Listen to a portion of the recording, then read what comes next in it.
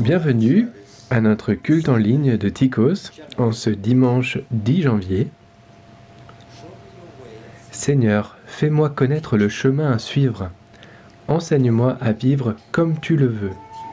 Que ta fidélité soit mon guide, instruis-moi, car c'est toi le Dieu qui me sauve et je compte sur toi tous les jours.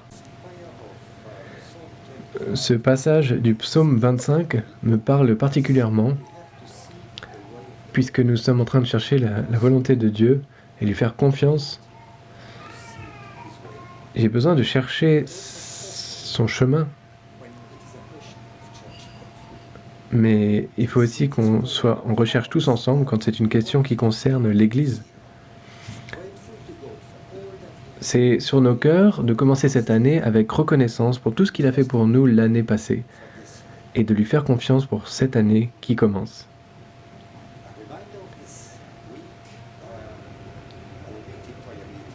Notre réunion de prière du jeudi, je vous rappelle qu'elle aura lieu à 20h. Cela continue et nous continuons parce que nous croyons que c'est seulement à travers la prière que nous pouvons accomplir quoi que ce soit. Vous pouvez voir notre bulletin électronique de milieu de semaine pour plus d'informations, mais s'il vous plaît, joignez-vous à nous pour ces moments. Nous avons également des lectures quotidiennes de la Bible. Comme vous le savez, nous avons commencé le livre d'Ésaïe, le 1er janvier, et aujourd'hui, nous sommes au chapitre 10. C'est facile à se rappeler, hein. En tout cas pour janvier, les chapitres correspondent aux dates du jour. Alors je vous encourage à lire Ésaïe avec nous. Et sachez qu'il y a également une dévotion, une vidéo du pasteur Charles tous les mercredis sur un chapitre d'Ésaïe. Vous avez également tous les détails dans le bulletin électronique dont le but est de vous tenir informé de tout ce qui se passe à l'Église. Et maintenant quelque chose d'important concernant nos réunions, nos cultes du dimanche. Comme vous le savez, nous recherchons différentes possibilités, différentes opportunités de se retrouver en présentiel, c'est-à-dire en personne. Et comme nos locaux sont trop petits, ne sont pas adaptés avec les restrictions actuelles, nous avons approché différentes églises qui pourraient peut-être nous accueillir. Mais c'est compliqué et encore plus par le fait que nous rencontrons le matin. Et que le couvre-feu limite les rendez-vous dans l'après-midi. Alors, à ce jour, alors que je vous parle, nous attendons toujours une réponse, avec l'espoir de pouvoir nous rencontrer en vrai dans un futur proche. Peut-être la semaine prochaine, peut-être pas, vous aurez les détails dans les bulletins électroniques qui viennent. Et pour l'heure, je vous invite à nous rejoindre dans la louange, et je voudrais remercier tous ceux qui ont participé, qui ont donné de leur temps et des efforts pour produire cette vidéo. Je veux dire merci Jean-Marc pour l'édition, Jean-Baptiste pour la traduction, Vincent et Trevor et leur famille pour la louange, et bien sûr notre pasteur Charles pour le message. À toi Vincent, à toi Trevor. Vincent and Trevor.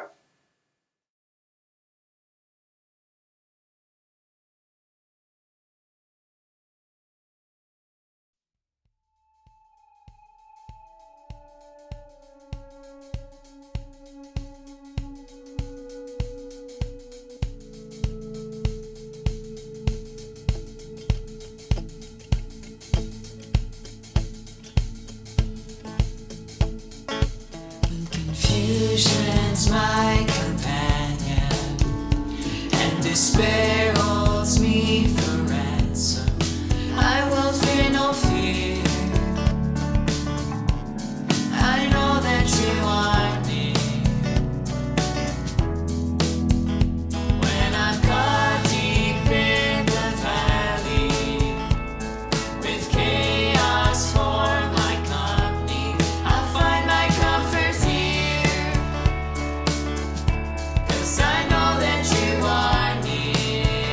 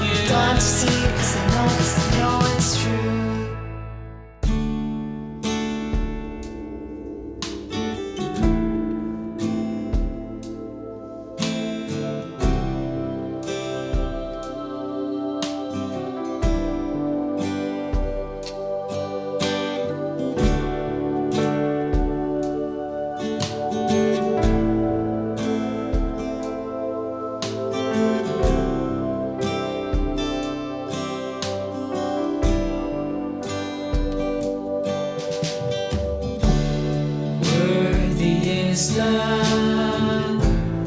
Lamb who was slain.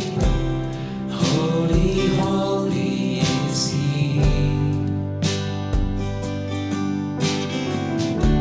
Sing a new song to Him who sits on heaven's mercy seat. Worthy is the Lamb who was slain. Holy, holy is He. Sing a new song to Him who sits on heaven's mercy seat.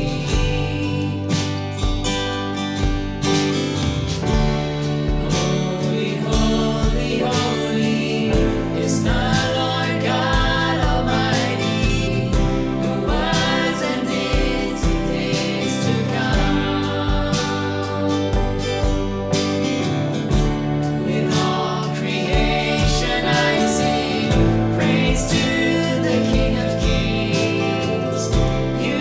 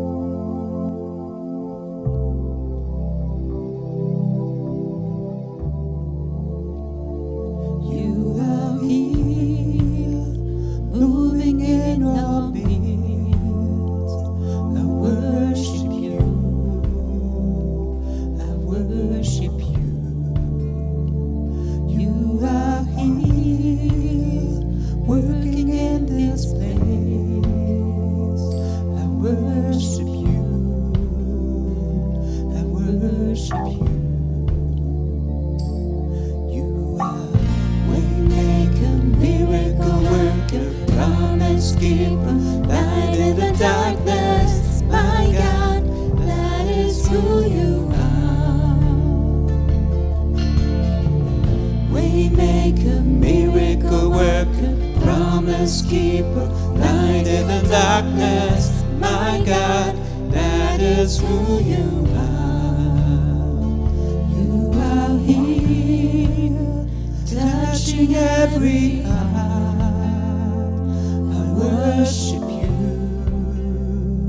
I worship you. You are here, healing every heart. I worship you, I worship you. You are waymaker, miracle worker, promise keeper, light in the darkness. My God, that is who you are. You are waymaker, miracle worker, promise keeper, light in the darkness. My God, that is who you are. You are here, turning lives around. I worship you, I worship you. You are here, mending every heart. I worship you, I worship you. You are waymaker, miracle worker, promise keeper, light in the darkness. My God, that is who you are. Waymaker, miracle worker, promise keeper, light in the darkness. My God, that is who you are. That is who you are. That is who you are. That is who you are. That is who you are. That is who you are. That is who you are. That is who you are. That is who you are. Even when I don't see it, you're working. Even when I don't feel it, you're working. You never stop, you never stop working. You never stop, you never stop working. Even when I don't see it, you're working. Even when I don't feel it, you're working. You never stop, you never stop working. You never stop, you never stop working. Waymaker, miracle worker, promise keeper, light in the darkness. My God, that is who you are.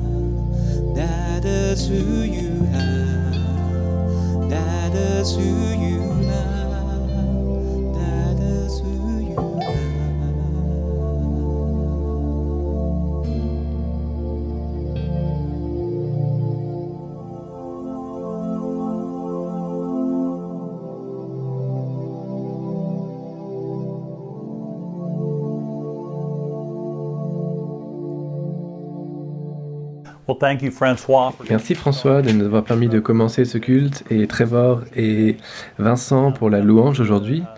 Alors nous entrons dans une période où nous sommes en train d'envisager la possibilité de refaire des cultes en présentiel, en personne. par le biais d'un partage d'immeubles, de locaux avec une autre congrégation. On est en train de travailler sur les détails et on n'a pas tout finalisé encore, mais il y a une possibilité pour que dimanche 17 janvier, qui est juste le dimanche prochain, on puisse se retrouver en personne le dimanche après-midi. C'est ça l'idée, mais avec le couvre-feu actuel, enfin le changement dans l'heure du couvre-feu, la possibilité serait plutôt pour le dimanche en milieu d'après-midi.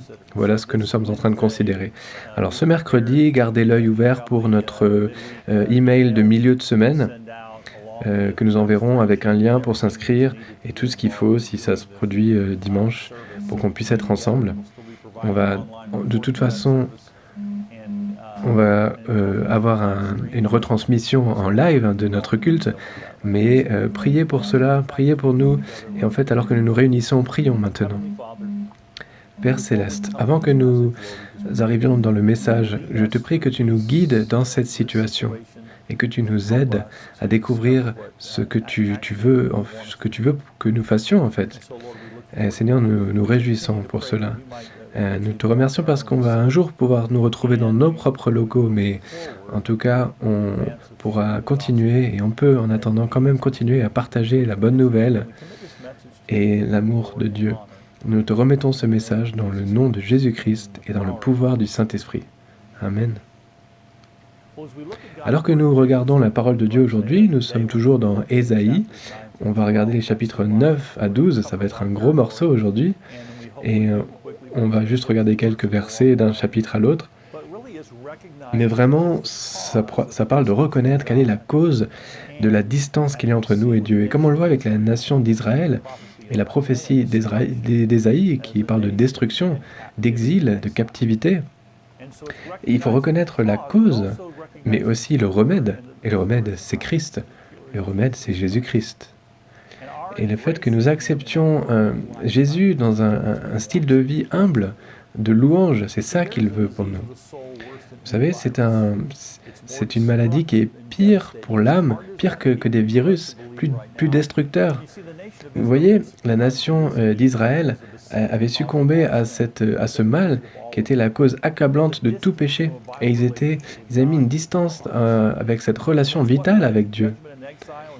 C'est ce qui a mené à leur jugement, leur exil, leur captivité et leur destruction.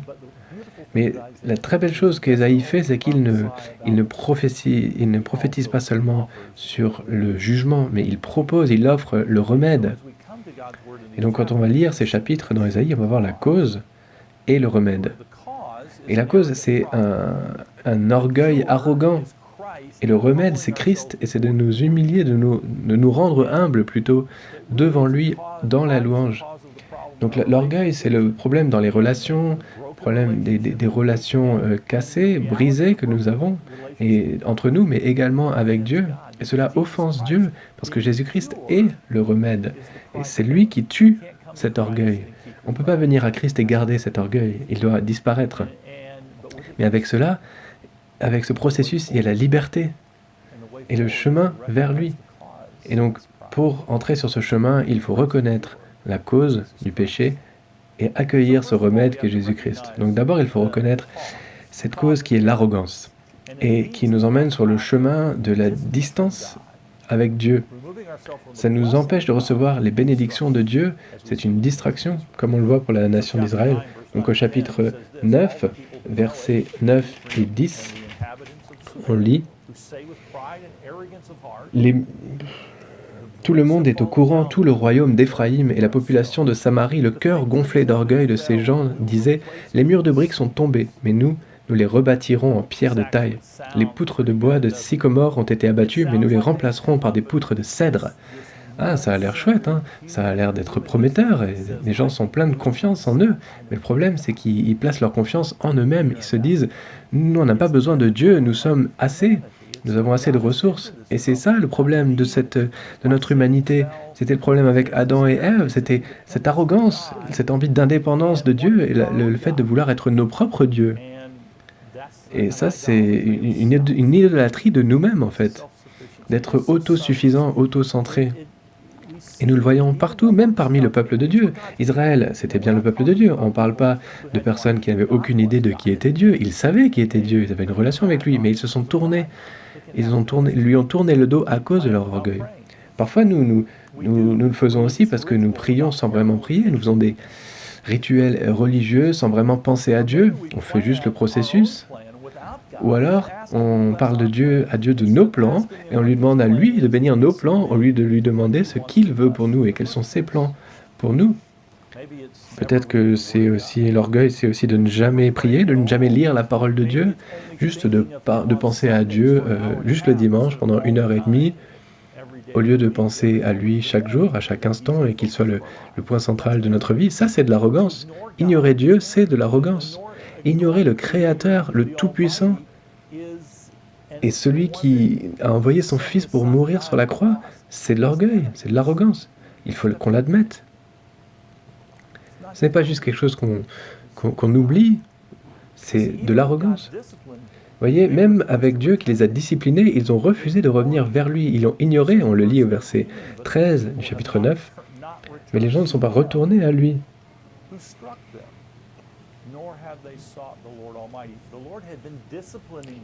Ainsi, Dieu a frappé son peuple. Malgré cela, Israël n'est pas revenu à son Dieu. Il ne s'est pas tourné vers le Seigneur de l'univers.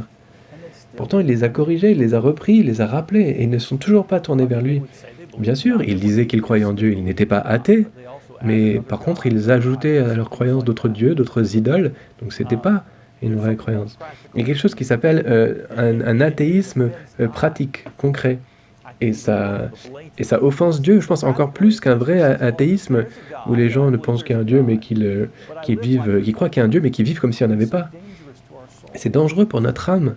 C'est pourquoi, au verset 14, il dit « Alors, en un seul jour, le Seigneur a tranché dans le vif du haut en bas d'Israël, fauchant les conseillers et les dignitaires, c'est le haut, et les faux prophètes, le bas. » C'était eux qui ont éparpillé le peuple, qui les ont perdus.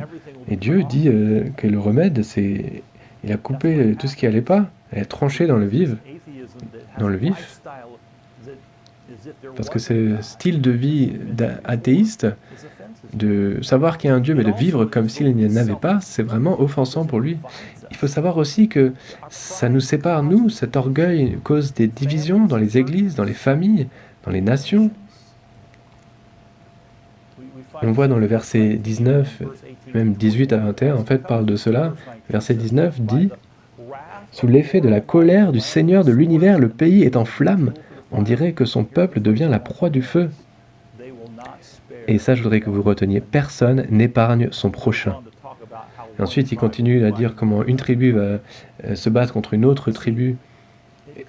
Les nations se tournent, les tribus, les unes contre les autres, en fait. L'arrogance et l'orgueil, parce que c'est égocentré, parce que c'est autocentré et que ça recherche son propre intérêt à n'importe quel coût, d'avoir ce qu'on veut, parce qu'on pense que c'est ce qu'on mérite, parce que c'est notre orgueil, c'est destructeur. Ça amène des conflits. Ça amène des mariages qui s'effondrent, des parents et des enfants qui souffrent. Ça amène aussi la rébellion des enfants. L'orgueil amène toutes ces choses dévastatrices. Et toute une nation également peut être dans l'oppression à cause de cela. Nous avons besoin de repentance et de guérison. Ça, c'est ce qu'amène l'humilité. Mais l'orgueil amène la destruction. Et la question qu'il faut qu'on se pose, c'est est-ce que j'agis avec humilité par rapport aux autres, ou est-ce que je suis égocentrique?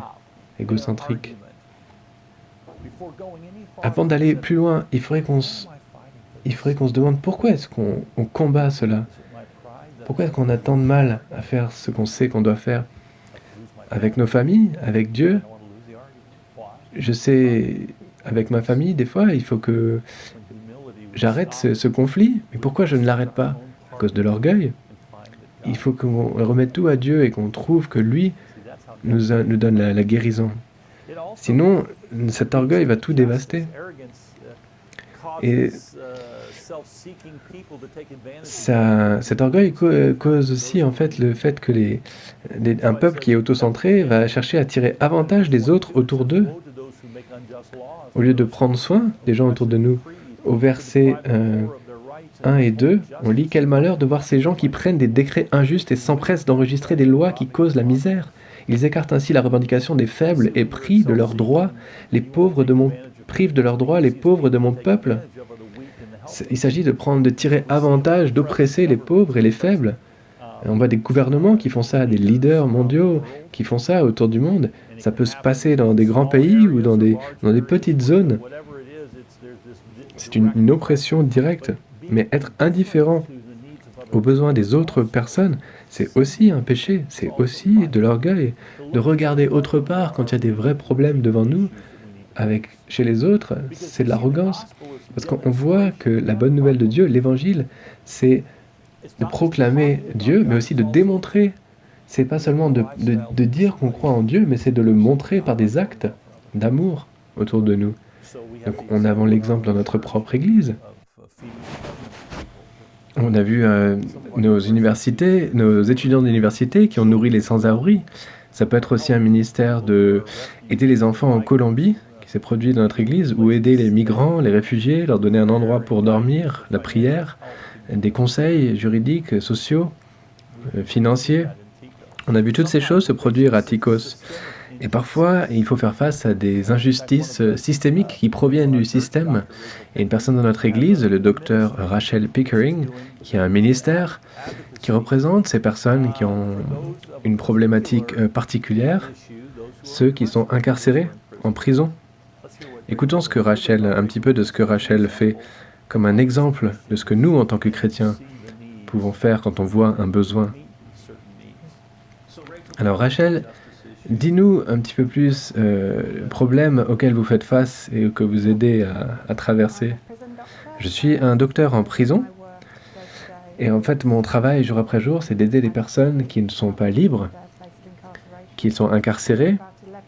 Il y a à peu près 11 millions de personnes derrière les barreaux, ce qui est énorme. Et dans beaucoup de pays, les gens attendent vraiment très longtemps pour leur procès, pour leur sentence, pour leur verdict. Parfois, ça peut dépasser 20 à 22 ans. J'ai vu cela déjà se produire. Avant que les gens ne soient jugés coupables, ils ont quand même la punition de la prison, ce qui n'est pas juste.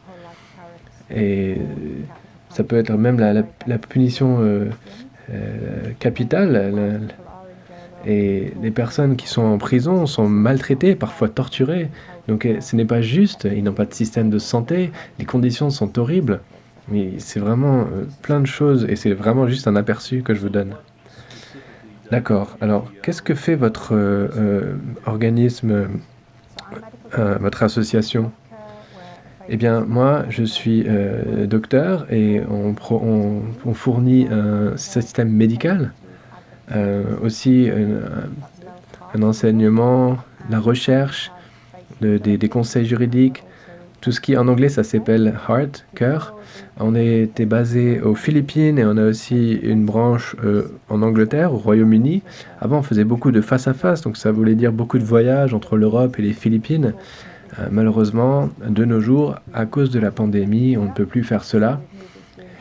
Alors, on a donné des responsabilités à nos équipes locales, qui ne sont pas, eux, dans le domaine médical. Et nos équipes médicales font des interventions de télémédecine par Internet. Donc c'est quand on a le médecin d'un côté de l'écran et le patient de l'autre côté devant son écran également. On fait aussi on a un ministère spirituel, évangélisation, travail social et aussi de nourrir les personnes les plus pauvres. C'est vraiment spécial et intéressant. Merci beaucoup Rachel. Et est-ce que je pourrais prier pour vous au nom de notre congrégation? Oui. Seigneur, nous prions pour Rachel et son ministère. Nous te remercions de la manière dont elle te sert et nous te demandons des bénédictions alors qu'elle essaye de faire face à tous ces problèmes de ces personnes qui ont besoin de l'amour de Jésus-Christ. Nous prions cela dans le nom de Christ. Amen. Si vous voulez continuer avec nous cette conversation avec Rachel. On pourra certainement vous donner plus d'informations dans le e-bulletin de milieu de semaine. Vous pouvez demander à Rachel également comment est-ce qu'elle voit, comment est-ce qu'elle organise ces différentes choses et comment on peut prier pour elle. On pourra partager plus de cela. Mais vous voyez, l'arrogance et l'orgueil, c'est de regarder à soi-même, c'est de ne pas regarder aux autres. L'humilité, c'est de regarder à Dieu. L'orgueil, c'est de regarder à moi-même. Et donc, au chapitre 10, versets 12 et 13, c'était pas seulement la nation d'Israël qui avait un problème, mais c'était aussi comment discipliner tout le monde. On lit au verset 12. Quand le Seigneur aura terminé tout son travail sur le mont Sion à Jérusalem, il interviendra contre le roi d'Assyrie, contre son cœur gonflé d'orgueil et son regard insolent. Celui-ci a déclaré en effet, « Tout ce que j'ai fait, je le dois à ma force et à mon savoir-faire, car je suis le plus malin. » On peut presque entendre l'arrogance qui découle du roi Cyrus d'Assyrie. C'est aussi tangible que ça. Et c'est son regard aussi insolent. Et le péché qui est à la racine de tous les autres péchés, c'est vraiment l'orgueil, parce que ça veut dire je suis prêt à faire tout ce qu'il faut pour combler mes propres désirs, pour me sentir bien, moi, au lieu de venir à Dieu et à Christ et de voir ce que lui a en stock pour moi. Nous devons reconnaître que cette nature est toxique et il faut revenir à Dieu non pas comme une deuxième pensée, mais comme une habitude. Il faut se rendre humble devant Dieu. C'est la première étape pour une vie remplie de liberté. Et nous devons le rechercher. Vous savez, Jacques le dit bien, très bien, dans le chapitre 4 de l'épître de Jacques. Il nous donne la grâce. Il dit, au verset 7, 6, « Dieu s'oppose aux orgueilleux, mais il traite les humbles avec bonté. Soumettez-vous donc à Dieu, résistez au diable, et il fuira loin de vous. » Vous voyez, on voit ce qui se passe. C'est une illustration que je voudrais partager avec vous, c'est le système solaire. Le Soleil et toutes les planètes qui tournent autour du Soleil.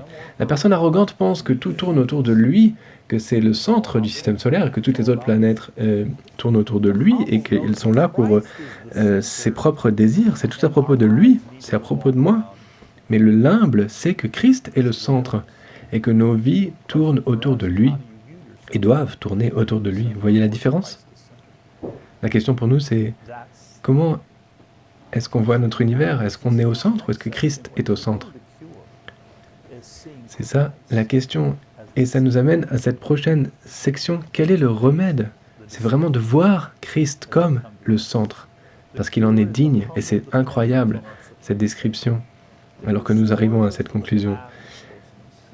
Le remède, c'est une dépendance humble en notre Sauveur suprême, qui restaure le chemin qui va vers lui.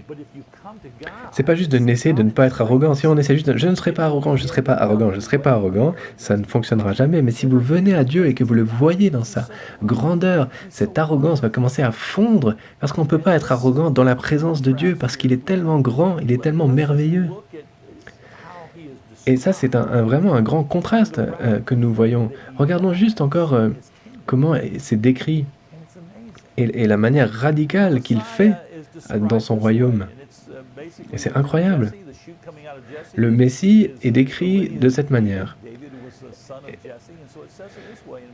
C'est la racine de Jessé, et de David, qui était le fils de Jessé. On lit au verset 1 à 5. Écoutez ce passage. Laissez-le vous imprégner. Dans Ésaïe 11, 1 à 5.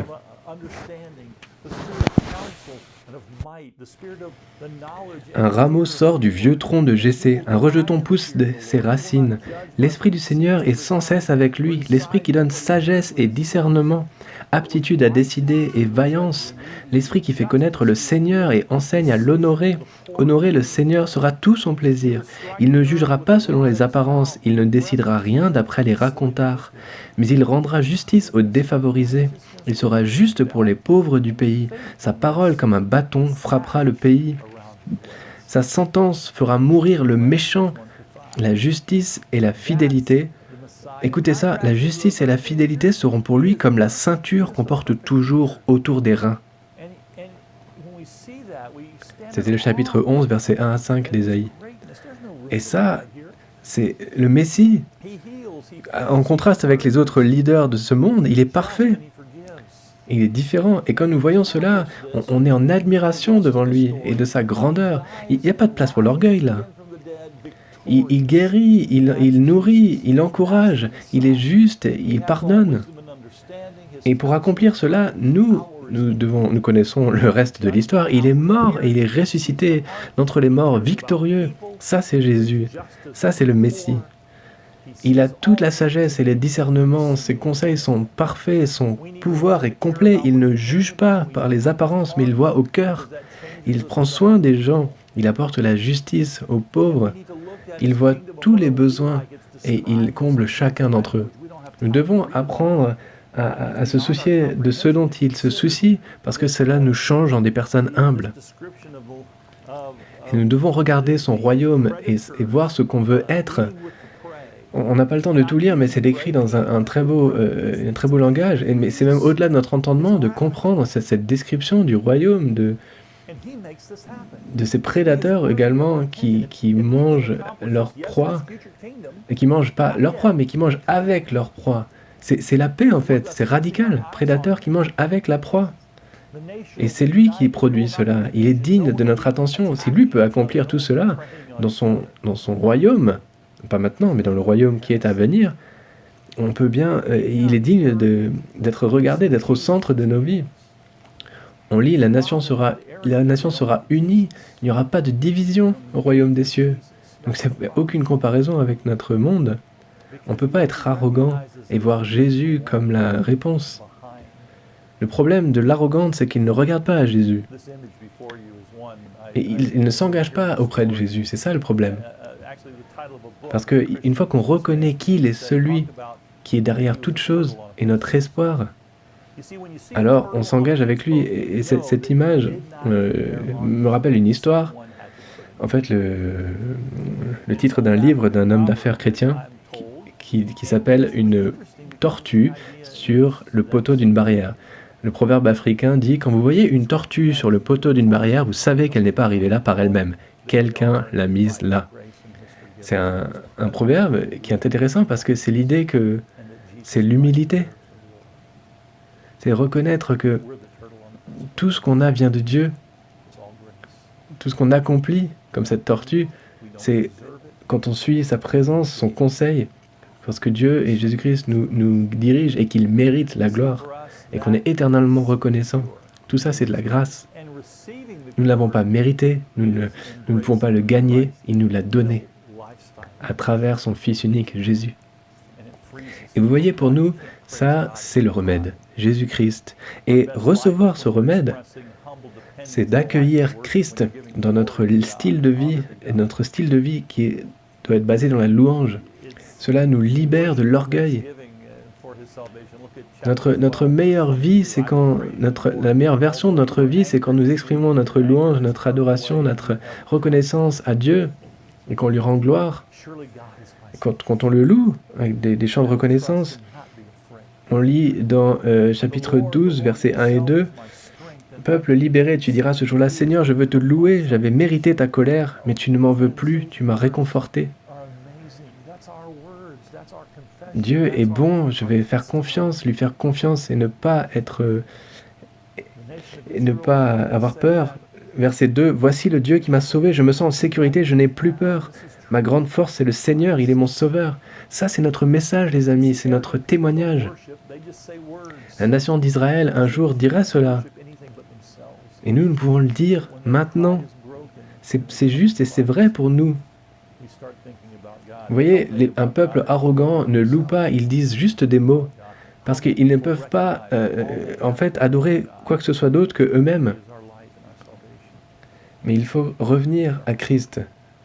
Un peuple arrogant ne pense pas à Dieu, mais pense seulement à eux-mêmes. Nous devons penser à Dieu. Des gens humbles reconnaissent que tout ce qu'ils ont vient de Dieu. C'est lui notre lumière et notre salut. C'est lui notre espoir. Et il est notre assurance de cet espoir et de ce salut. Et alors nous venons à ce passage et nous reconnaissons que la louange, c'est la proclamation de son nom. dans les actes, mais aussi dans la parole, en parole et en acte. Au verset 4 à 6 du chapitre 12, on lit « Ce jour-là, vous direz, louez le Seigneur, dites bien haut qui est Dieu, annoncez à tout le monde quels sont ses exploits, rappelez à tous quel grand nom est le sien. Célébrez le Seigneur par vos chants, car il a fait de grandes choses, qu'on les fasse connaître dans le monde entier. Population de Sion, manifeste ta joie, pousse des cris d'enthousiasme, car il est grand, celui qui est chez toi, l'unique vrai Dieu, le Dieu d'Israël. » La louange, c'est de redéclarer à Dieu et de lui redéclarer tout ce qu'il est, Seigneur. Il faut être là dans notre vie, le dimanche, que ce soit dans nos églises, dans nos temps de dévotion, dans nos live groups, que ce soit à l'extérieur de l'église, juste de parler de Jésus, c'est ça la louange. Parler de votre foi, parler de son amour pour vous. Et les gens vont vous poser des questions. De pourquoi vous avez cet espoir? Vous voyez, le fait de montrer sa grandeur par la manière dont nous vivons, ça nous permet de prendre soin des autres comme Dieu prend soin de nous.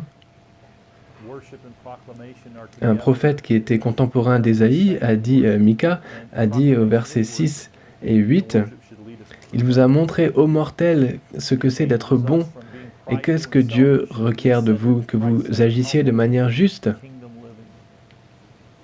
La louange et la proclamation vont ensemble. Ce sont la même chose, vraiment. Puisque la proclamation, c'est de la louange, et la louange doit nous mener à proclamer son nom et notre foi. Cela nous change d'un égocentrisme à une vie centrée sur Jésus, qui est notre roi. Et la louange, c'est servir également les autres et prendre soin des autres, ceux qui sont dans le besoin, comme on en a déjà dit avec les exemples qu'on a donnés. Vous voyez, la louange, c'est de lui faire assez confiance pour le rechercher notre satisfaction en lui et en lui seul.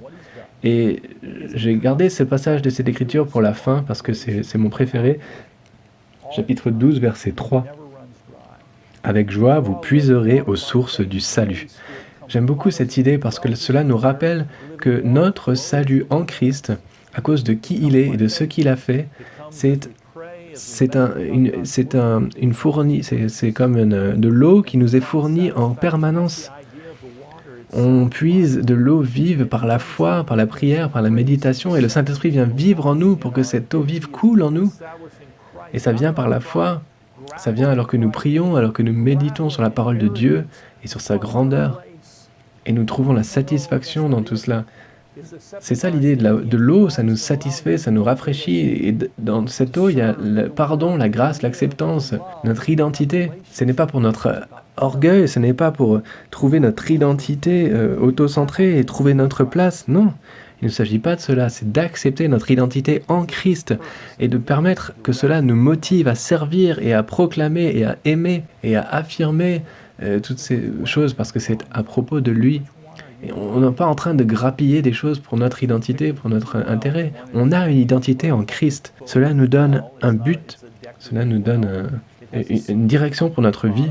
Alors de quel puits vous tirez-vous votre eau? À quel puits faites-vous confiance? Voici une photo de deux puits. Il y en a un qu'on appelle un faux puits. Il n'y a pas d'eau, il y a un fond en ciment. Et dans l'autre, il y a de la vraie eau, on peut puiser de l'eau. L'un a l'eau vive du salut, et l'autre a une belle tête, une belle allure, mais c'est un faux, il est sec. Et si vous continuez à rechercher votre propre intérêt, et votre propre vous-même, le fait est que vous allez devenir sec et vous perdre, mais si vous regardez, vous recherchez Christ, vous allez être rempli d'eau vive. Ce qui cause la distance entre nous et Dieu, c'est notre orgueil. Et le remède, c'est Jésus-Christ. Et c'est d'accueillir Jésus-Christ dans un style de vie de louange. Seigneur Jésus, aide-nous à crucifier notre orgueil au pied de la croix et de nous rendre humbles dans ta présence, Seigneur parfait et victorieux. Toi qui es notre Sauveur Jésus-Christ, nous t'adorons dans ton nom précieux. Amen. Et bien que Dieu vous bénisse cette semaine. Regardez les dernières informations qui vont être envoyées dans les jours qui viennent. Et comme toujours, bon courage en Christ. À bientôt. And of course, always, bon courage en Christ. A bientôt.